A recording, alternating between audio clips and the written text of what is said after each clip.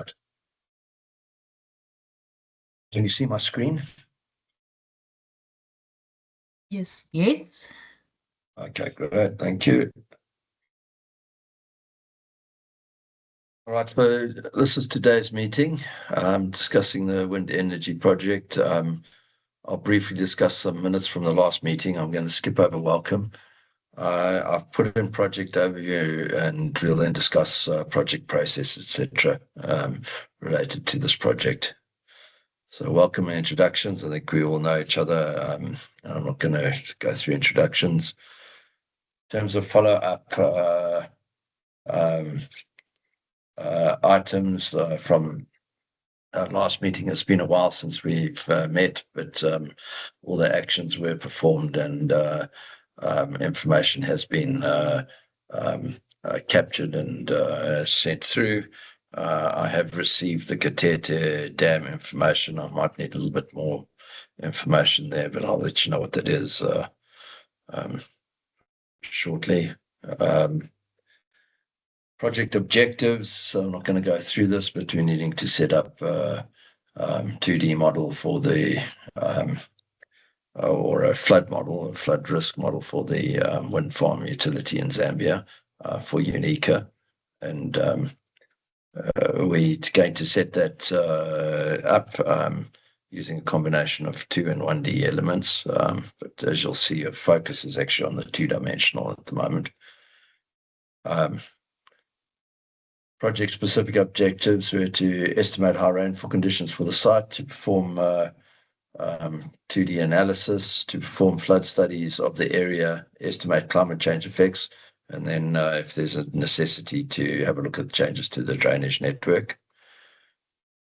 Here is the project area that we've now got in place. I'll go through this in a little bit more detail. But this is the full setup of all of the catchments, with the hydrological components being sort of captured into that as well. This is the latest sort of configuration of the wind farm, with different elements in different areas, and the sort of rollout associated with those, and then your transmission line, which goes off to the sort of northwest over here. The elements considered in the study are hydrological study, then the hydraulic study, and the mappings of the areas of the rainfall, climate change impacts, and changes to the drainage network, which we're needing to have a look at. In terms of the 1A, we've got the information collection, the generation of extreme rainfall periods, determination of the flood hydrographs, and then uncertainty analysis and report writing for those deliverables. In terms of information collection, we've got the majority of the information, and we've included that into the model now. So the climate information, rainfall in particular, land use information, we've got soils information, we've got topographic information, we've got the satellite and the local LiDAR information, geomorphological information, we've got infrastructure information is available for the proposed infrastructure. We've also got some other elements. Stream road crossings we may need, although I have done a survey from a site perspective in Google Maps of all of the roads. I cannot see any road crossing points for the areas that we've had a look at. Well, so sorry, that's not got the correct way of saying it. While there are stream crossings in different areas, it does not look like there's any sort of culverts related to those. Those are all sort of dirt road crossings, and I can't see any structures there, so it might not be that there are any stream road crossing structures that we need to take into account. Dam Sorry, height, Jason. Sorry, yes. Celeste has her hand up. Sorry. Oh, yes. Okay. Yes, Thank you. Celeste. Yes, Jason, just wanted to see if the data we got from Katete Dam via Mpapo has it been useful? Did you get everything that you need? Well, I've got the dam data, and this is the actual. So I need. He's given me information on that, but I actually need the height, volume, area characteristics, and I'm still not sure of the location of the dam. So it will be useful once I know that information. But I'll take you through that a little bit later. Okay, because there was a point of contact that was provided, so you can contact them Yes. directly if something is missing. Okay. And I see Nicola joined from our side. Thanks, Nicola, for Hi, joining. Nicola. How are you? Yeah, good morning. That's cool. All right. I'm just going to take you through, because it's been a while since we met associated with this. So the rainfall data that we've got, that was already procured. Chapata and Maseka were the two rainfall stations that we had. Katete, we couldn't get rainfall data for, unfortunately. That was not available. If we had a look at the rainfall records, Maseka's record looks like this from 1990 through to present. We did some EVAs on that and got a sort of return period associated with that, and the LP3 was the best fit for that one. Chapata record, here's the Chapata set out again from 1990 through to present. There's a bit of missing data in this back last little bit, but still useful. So there it was the gamble method of moments. It was probably the best one that we had to look at there. And the LP3 was another one. So there are the outputs associated with that particular setup of the LP3 method of moments. And then the Metromatics record, which is extended period from 1970 to present. What we can see over here is there is a datum shift. If we plot it as a double mass plot, we can also see the datum shift, but there's a definite increase in rainfall towards the end of the record over here, around about 2018. I don't know what caused that particular shift there, but you can see there's definitely a jump. So I don't know whether it was a sensor change or something like that. But anyway, we've had a look at that and looked at that data again, just looking at different EVA fits. The Gumbel and LP3s were the best fits for that.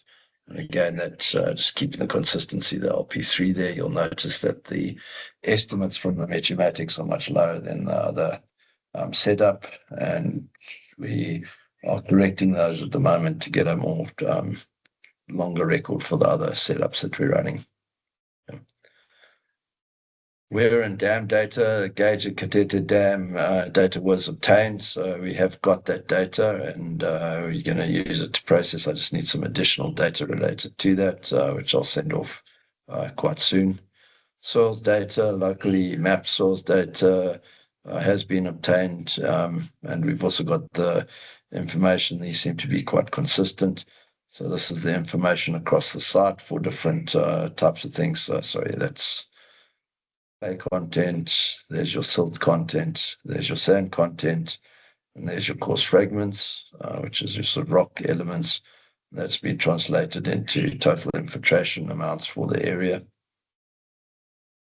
Similarly, we've got land use characteristics over here, which you can see is dominated by that sort of pinky color, which is cropland, and then a bit of grassland and tree cover. And for the majority of the area, there are a couple of built-up sort of areas around the section that you see in red over there. This is the hydrological model. So the hydrological model is set up and run with the rainfall information that was run through it. This is not necessarily going to be that useful, and I'll explain to you why in a minute. So a lot of this information, we've got the runoffs from here, which give us some flows along the different mainstream paths over here. But because of the sort of nature of the site, we've actually decided that we're probably going to be doing a 2D analysis for most of the site anyway, and I'll get into that in a second. Here's the latest site layout that was provided to us. Nicholas, you'll need to confirm, but you've sent this through a couple of times. So this is the setup that we've got here. Now, what we've done is we've actually we've zoomed in on this area so you can see from the the hydrological analysis over here. These are these sort of larger catchments that are in the sort of darker color over here. The main focus of this area is along here, and then there's the transmission line goes out this direction here. So when we zoom in over here, we split the catchment up into some smaller hydrological catchments and entities that you've got over here. And we've now prioritized those into 7 different sort of priority classes. So we've got catchment priority 1, which is this catchment over here that you see, which encompasses UNIKA 27, 24, 16, and some of the transmission line across here, and UNIKA 7, and your substation sort of batch area there. Catchment 2 would be this middle section that we've got coming through over here. That's the next priority. Catchment 3 priority is this area here that you've got that encompasses quite a lot of your wind towers and grid. Catchment 4 is this smaller catchment that you see over here, that priority there. And catchment 5 priority is both this larger catchment over here and this smaller catchment at the end, the water sort of flowing out of it. And catchment 6 is over here and catchment 7 over there. And I believe, so catchments priority 1 through to 5 are catching all of your UNIKA 1 setups, and catchment 6 and 7 will be your UNIKA 2 setups when we put those in place. Okay. Just to clarify, catchment number 1, I'm not sure that I well understood the limit of this catchment. Sorry. Yeah, so let's just probably easier if I go here. Okay, so catchment number 1 is not a priority. Okay, so your priority is catchment number 2, 3, and 4, and then we'll see again. Okay. So this over here is catchment 1 that we've got there. So you say this because I've given this priority 1. So you don't. No, yeah, because you are looking at UNIKA 7 and 16, which are not a priority. The priority is the backbone between the UNIKA 24 up to the UNIKA 8. So catchment number 2, number 3, number 4, number 5 is not a priority. So after number 4, you can go on number 6 and then go back on number 5, 1, and 7. Okay, that's fine. All right, so this is your actual. So what I put as priority 2 here is your priority 1. So 1, sorry, yes. Priority 2, priority 3, priority 4. 4, and then you move to priority 6. Priority. And then you come back on priority 5, 1, and 7. Okay. Cornelia, have you got that? Sorry. Yes, Jason, I have. Okay, great. Thank you. Okay, that's cool. All right. Okay, well, I've slightly changed the focus on the wrong priorities to start with, but that's fine. I'll do the rest of these now because I actually have done some of the modeling on catchment priority 1 there, but I'll revise that. But I'll just take you through the process that we've been following so you can see what we've done. Okay. All right. All right. In terms of the setup now, we're looking at the hydraulics and the mapping of the flooded areas. Okay, sorry, that's I've gone and taken that from the wrong thing.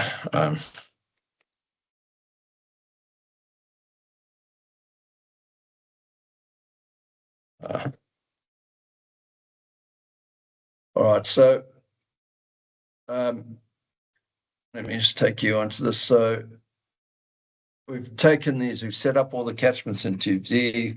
We've transformed the topography into a suitable 2D hydraulic model. We've set the 2D mesh. We're running a rain on grid analysis, and we'll generate the reports associated with those. So the topographic data, so we obtained the drone survey information for the LiDAR, so that's at a 0.5 meter resolution. We also have 30-meter topography for areas not surveyed by those drones. We've combined the drone survey information into a single coverage, and we've interlaced that with the 30-meter topographic data. So this is the merged drone survey information. So you can see it covers the majority of the site. We're still missing a section over here at the top. So this is captured, and this is sitting at 0.5 meters resolution. The previous stuff that we got, where there was a datum shift associated with it. So we've recombined this with the latest information from those different surveyed drone data that we've got. So that's the drone data that we've got at the moment. This is the 30-meter topography, so you can see that's covering a much larger area that you've got over here. So that's the overall 30-meter topography that we've cut out from this area. We've actually taken a larger area than this, but this is the one that we're kind of focusing on from the catchment sort of perspective. If we have a look at the difference in details of those, so there's the catchments, the detailed drone information that's been flown for these areas. What you see is this more detailed thing where you've got a lot more smoother data. And then the topographic 30-meter data you see in between here. So this area that you see in between these areas is the 30-meter sort of pixels related to that.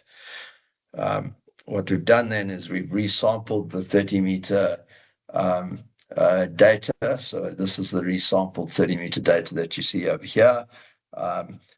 So those big blocky chunks that you see here have been resampled into something that looks like this. So it's at the same resolution of 0.5 meters. You see it kind of matches reasonably well in terms of certain of these areas. It's not exactly the same datum, so it's not quite there. Then what we've done is we've run through a process of interlacing the two different sets of data. So what we do is we give the drone survey data the priority. So the drone survey data gets the priority associated with that. And then we take a buffer around the outside of this drone survey data, and we start to filter across where the drone survey data will get the first priority, and then it sort of etches into this 30-meter DEM data. Anyway, the same information that you've got there, once that process is finished, looks like this. So you get a continuous coverage related to that. What you see over here is a lot of the details are still maintained in terms of roads, etc., and streamlines, which you'll see in the main detail over here. So all of that is maintained, but now you've got it interlaced with this other information. And the reason that we want to do this is that we need to generate some outputs associated with topography for these different areas. So we have a look at the setups associated with that, and we want to make one integrated topographic set of detail. What you see over here is we've now clipped out catchment 1. So this is the catchment priority 1. I've done the same for catchment priority 2, and I'm in the middle of that analysis. Then what we've done is we've taken your points of interest, so your wind towers, your roads that you've got to supply the wind towers, your plants like your processing plant and your not processing, your substations and your sorry, I think the substations, yeah, I think this is one of your planned operating areas. We've buffered those. So what you see over here in this darker sort of color is the buffer. And we've also buffered around the streams. So we've generated streams from the topography, and we've then buffered around the outside of those streams. So what we're going to do is we're going to run this entire catchment area as a rain on grid simulation. I've tested them and they actually, within a reasonable sort of processing time of doing it this way. So it gives you more accurate answers associated with that. So that's the information that's captured there. This information then is set into a triangular mesh, which you see over here. So this is the priority mesh that we've got over here. I put it in. You can see all of those buffered areas that we had associated with that. And if we zoom in, this is kind of what it looks like. So areas that are less priority. So in other words, this will be infrastructure and a wind sort of tower in this sort of area. These areas over here we're less interested in, so we make that grid a little less detailed. And then around the actual rivers themselves, we want quite a lot of detail on the flows flowing through those areas. So we've set that up. This is what it looks like in the actual model itself. Jason? Yes, yeah, sure. Sorry, I can't see your hands if you popped them up here. So, yes, Nicholas, yeah. Yes, if we later change one road access, how can we update this 3D modeling flooding survey in order to get revised information?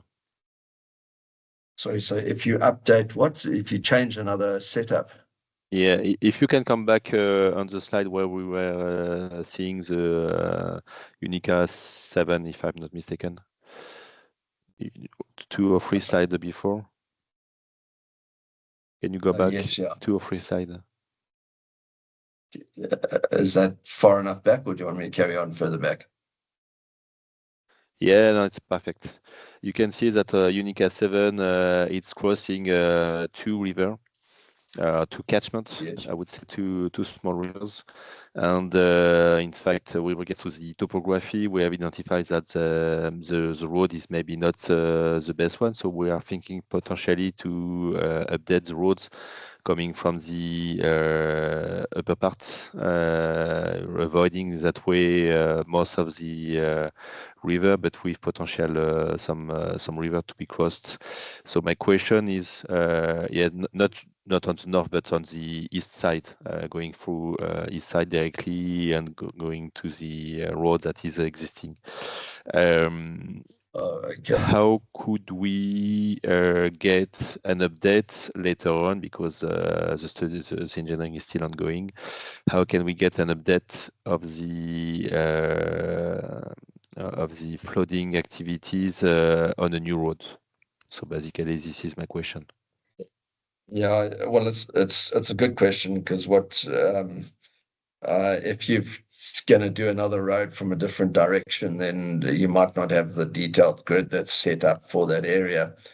Yeah, this is also something that I kind of need to ask you in a little bit more detail, Nicholas, because I think when I have a look at a lot of these sites, and I'll have a look at it in the section in the middle over here, you actually, I mean, the placement of your wind turbines is on ridges anyway, mainly because you're wanting to see the sort of impacts. I mean, not that, I'm thinking that the ridges are probably the highest areas and most wind exposed, and that's probably why they put there. So yeah, I mean, a lot of this place is actually not that badly impacted by floods, but you do have streams that are crossing a number of these roads in certain areas. But I think we can also have a look at how heavy they are. So to change the grid configuration is actually a bit of it's a mission, and we need to kind of decide how you're wanting to have a look at it, because what we could do is we could run a less detailed grid over the entire area, which simulates faster, and then pick out your problem areas, and then maybe nest grids within those to where you feed the one grid to the other one. But it's not an easy thing to do. This is a much more complex setup than we've been doing in previous sets, because the site is so big that there's kind of different areas. So my answer is that it will take time to redo that. Yeah. Okay. I'm thinking loudly, but for example, if you can provide to us this kind of map with the various streams that you have identified with the support of the topography for the various catchments, yes, we will be able maybe to update the roads. I don't think about the wind turbine because, as you said, most of the wind turbine should be not concerned because we have considered some buffer, but it could be. And then, yes, if you can provide to us this kind of preliminary catchment view, it may make sense for us to review and to integrate this into the design. Okay. I can send those through to you quite quickly because I have done those analyses for you, at least on the first two catchments, so that it won't take too long to do the rest of them now that I've got the process sorted out. All right, so let me take you a little bit further. So that's the sort of priorities that we've set up. Again, we've made these a little bit more detailed. This is what the model sets up for this catchment is. So this catchment one set up over here. I'll show you the model in some detail. Actually, this is the simulated flooding exposure in that area that you've got there. So this is the results that I've generated, and these are preliminary because we're still updating some of the we're needing to get more detail on the actual catchment response times, and then we'll set up the rainfall distributions a bit better. But what I have taken is I've taken the 1 day rainfall events and I've processed them over these particular catchments for or this catchment for the 20-year, 50-year, and 100-year return period flows. And what you see over here is, like I said, there's not a lot of exposure on your catchments, but there are some areas of concern where you've got some crossing of streams over roads and a few of these other areas. Again, I'll show you that in. Well, let me actually take you to the model. I think it's easier to see there. All right. I'm going to switch off the 2D overland. Maybe should switch off the catchment. It's nice to have the catchment outline as well.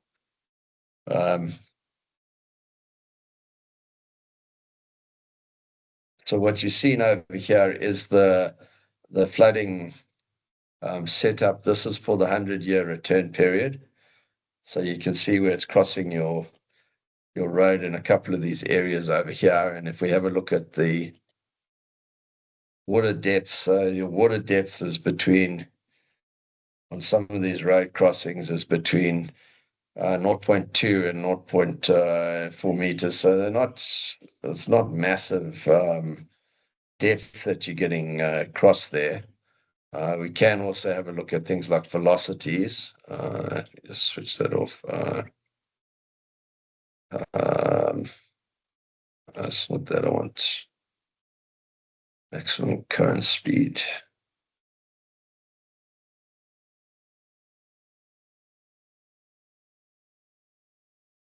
So your current speeds over here are also, not massively high.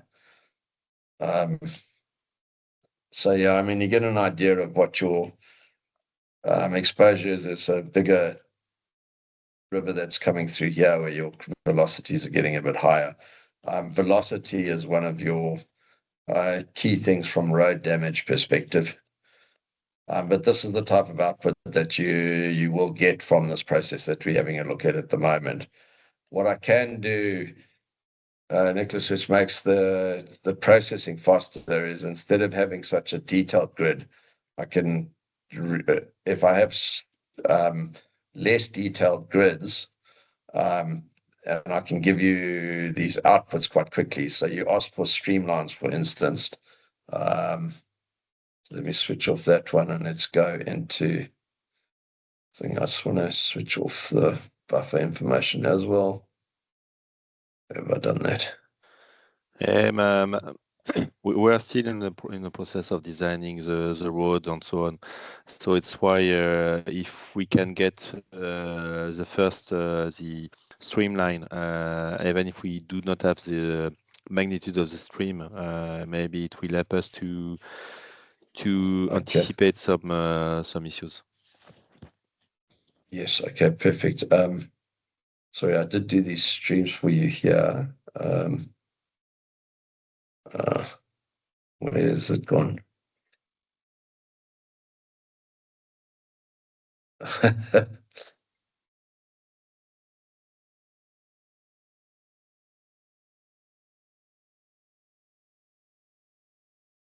Just done this. I wanted to buffer them. I don't know.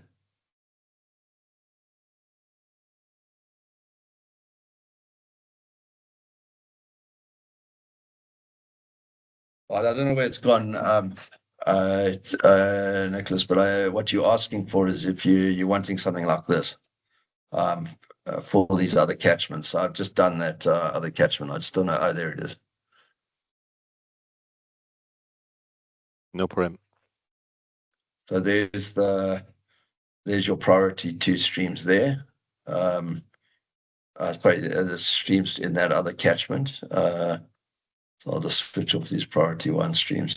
So if you're wanting this information over here, where we've done an analysis from the stream perspective to show you where these flows are going through and where you've got crossing points. Yes, correct. Okay. Yeah, first thing would be for us to try to avoid this to limit as much as possible the number of crossings. So if we can get this information up front, it will be very useful for us. Okay.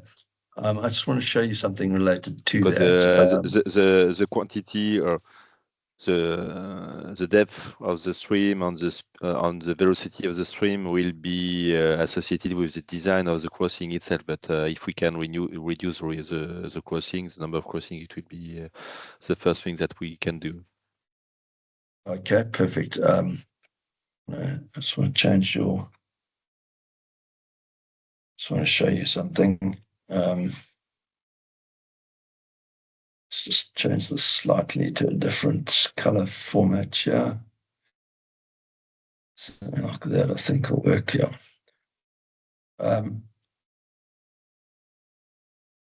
All right. So I did want to show you this type of thing here. So just be aware. In this particular situation over here, you've actually got an existing road. And what you see over here, the stream actually comes towards the road. And then the topography of the stream is actually blocking the road. Now, I don't know whether there's a pass underneath there, but then what you see is it captures on the side of the road and then flows along the side until it gets to a place where it will cross. So in this particular case, you've got a road crossing here. Let's just switch that off quickly and just have a quick look at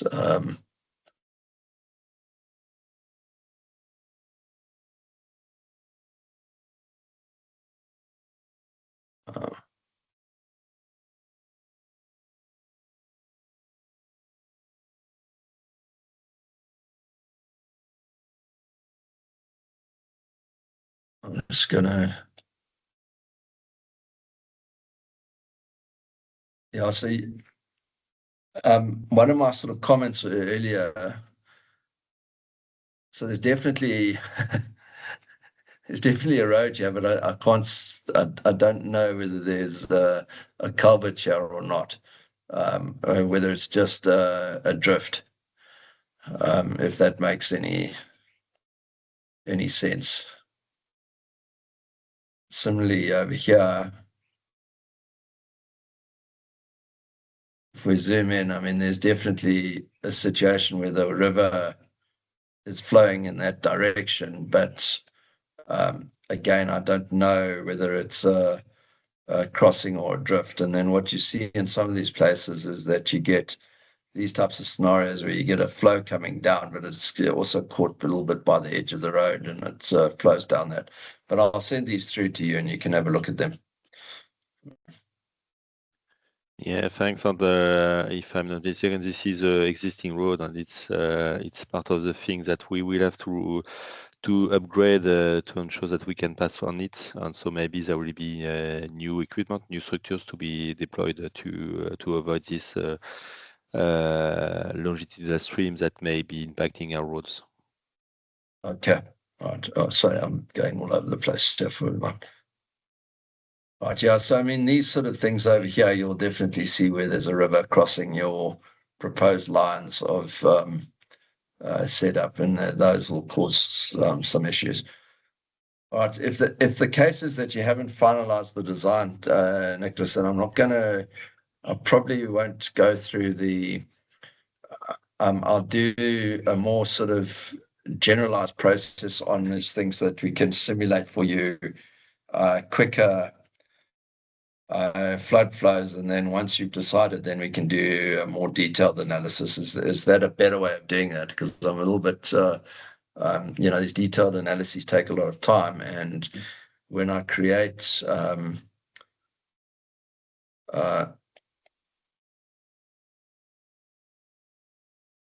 these detailed,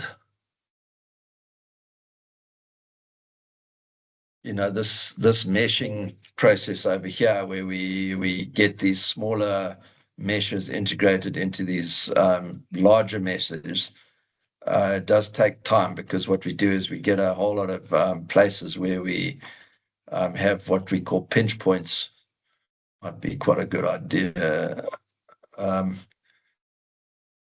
For instance, this sort of area over here can sometimes create hundreds of little triangles, and we want to avoid those types of things. So those have to be searched for and sort of sorted out. So I would rather do a less detailed process to just give you an overview of the flows in a particular area. And then once you've got the detail, then we can actually do this process where we get a more detailed grid embedded into a less detailed grid. Yeah, definitely. This is a good process for you to share with us a preliminary stream review, and then we will look at how we could update the roads to be more focused on the detailed studies that you will do. Okay, cool. All right, that makes sense. Right.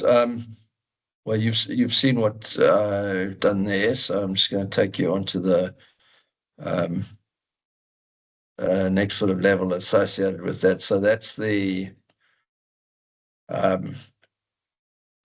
setup. So I will send you through these shape files with the rivers defined for you in the next probably in the next couple of days. You'll get them all. And then I'll run through that less detailed simulation process. I'll just use the 100-year return periods just to give you an idea of where your exposure is. And then we can maybe take a discussion from that further, if that's okay. Yeah, definitely. My expectation when I will receive the catchment will be to give you where I confirm that there will be no change. That means that you will be able to start the detailed study on the area where I don't think that we will change that.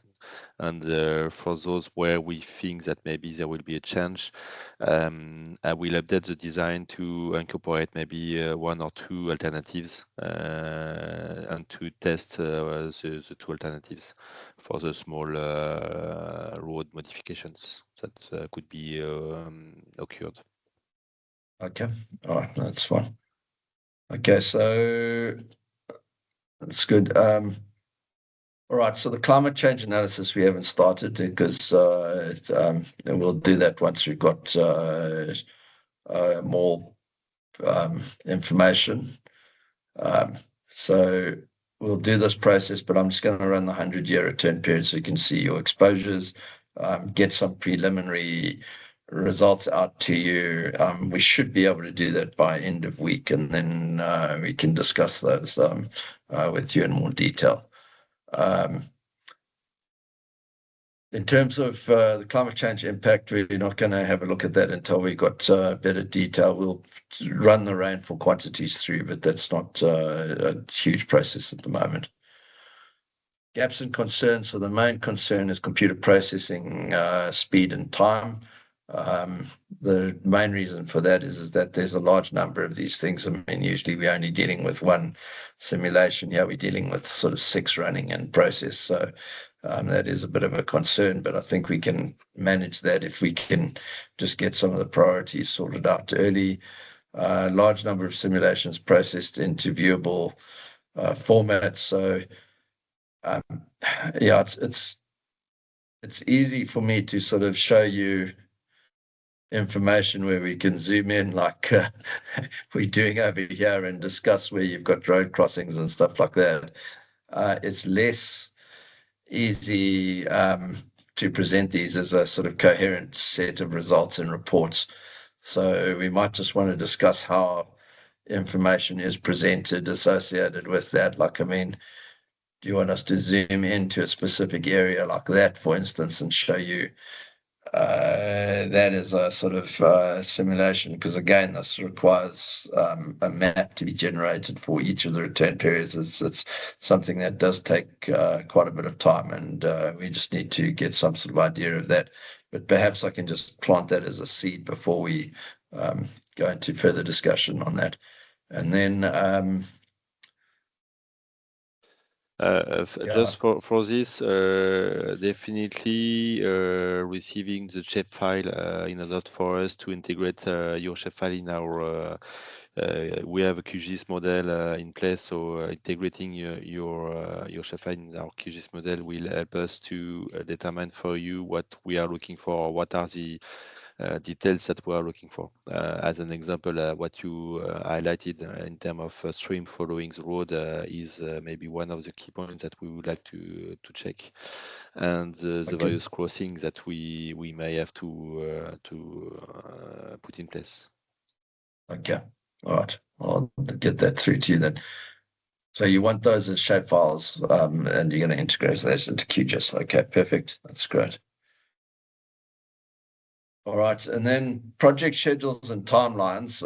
This is a bit of a difficult one because it's kind of bounced around all over the place. Celeste, having a look at what I sent you through, which is the revised sort of timelines associated with that, you were concerned with the sort of amount of time that is going to take to run these. Yeah, I mean, running preliminary results with less details is actually something that we can do quite quickly to inform the design. So I'm happy to run through that. And then, yeah, I think that the time frame that we're going to spend on the actual simulations is less than I anticipated. So it's quicker to run those through because I've now done some proper testing of the runs and discovered how long these types of results are taking to generate. So it should be a bit closer. So I will revise that schedule that I sent through to you to discuss that. But yes, I mean, it does make it a little bit of difficult to get these timings right because we haven't quite got to a stage where you've decided on final designs and stuff like that. So it's very difficult for me to give you some of that output without having that. But I don't think that we will be finishing it within a time frame of, I think I mean, 6 weeks before December is, we might manage it. I'm not 100% sure. Why is that? Because of the complexity of the data, or is it the resource problem? Well, it's the complexity of the site setup. So usually when we do these types of simulations, it's only one simulation that we're running. We're going to have to be running 7 simulations, I think, altogether.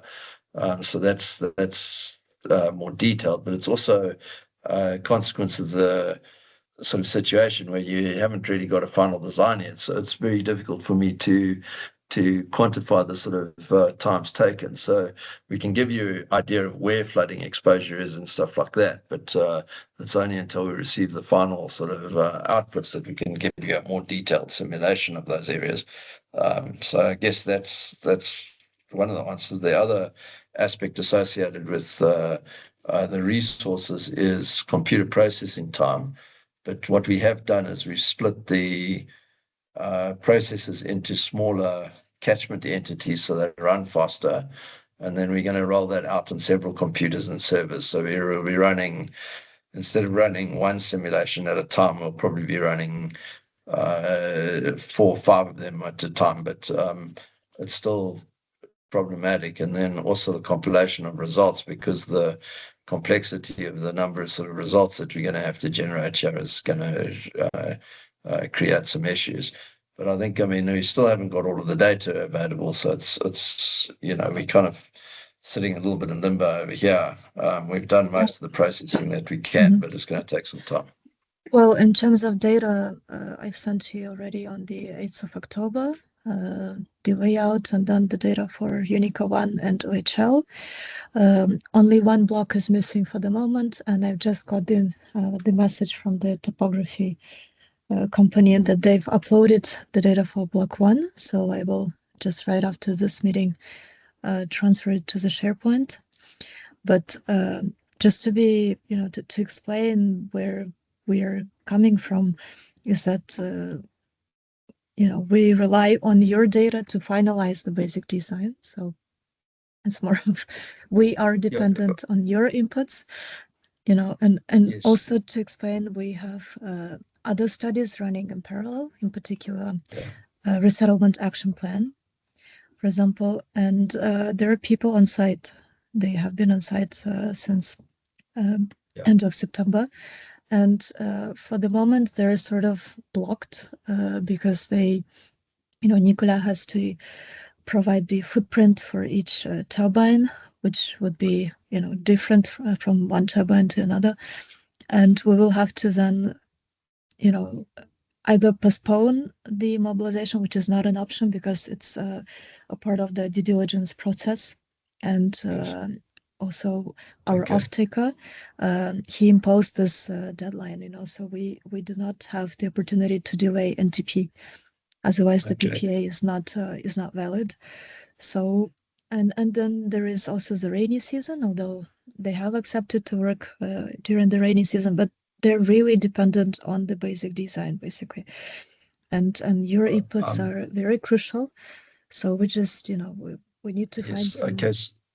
So can I separate out two sets there? Is if you're needing the information for the basic design, I think what Nicholas and I've just discussed related to the information that he wants related to that. Those initial outputs that you require for your initial design, I would say we can get out by end of week.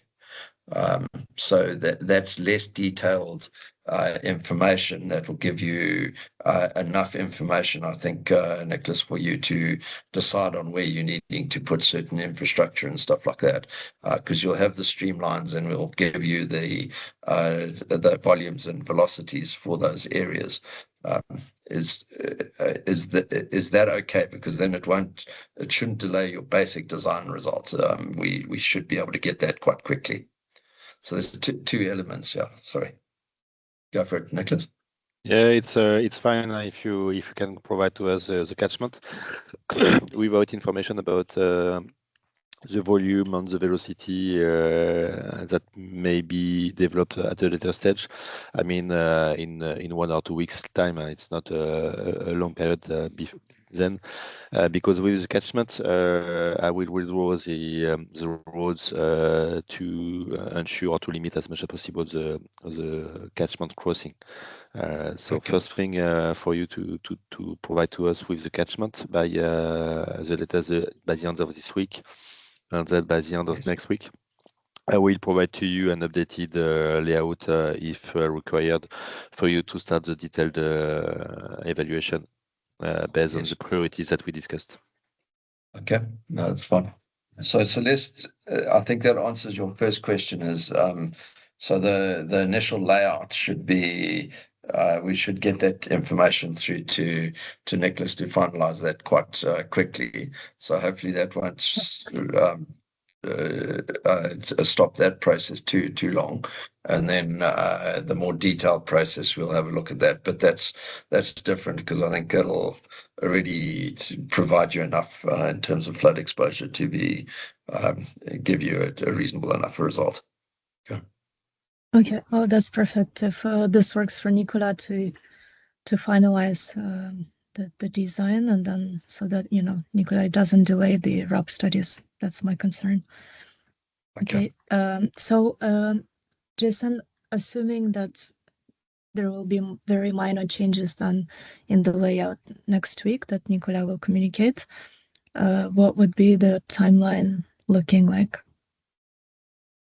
Just in terms of general, feel. Yeah, so I think the more detailed stuff is the crux of it. And again, I'll like I said, the load testing I think has shown me that it'll be quicker than I anticipated. But I'll need to just review those, Celeste, and give you the final elements related to that. So I don't want to answer that now until I've had a more detailed look at it. Okay. Sure. Okay. Thanks. Perfect. All right, great. Right, and I think that covers everything from my side. Is there anything else you'd like to discuss? No, not from my side. I don't know, Nicola, not on my side. Yeah. Okay. All right, then Right, please send us the updated timeline when you can and the slides of this presentation. We'll send the slides through and we'll send minutes through shortly. Yeah. Okay, and I will send you the update with the block 1 data. Perfect. That'll be great. That'll be fantastic. Thanks. Great. Thank you, Jason. All right. Thank you. Thanks, everyone. Have a great rest of the day. Cheerio. Bye-bye. Bye, everyone. Bye. Bye, everyone. Thank you. Bye-bye.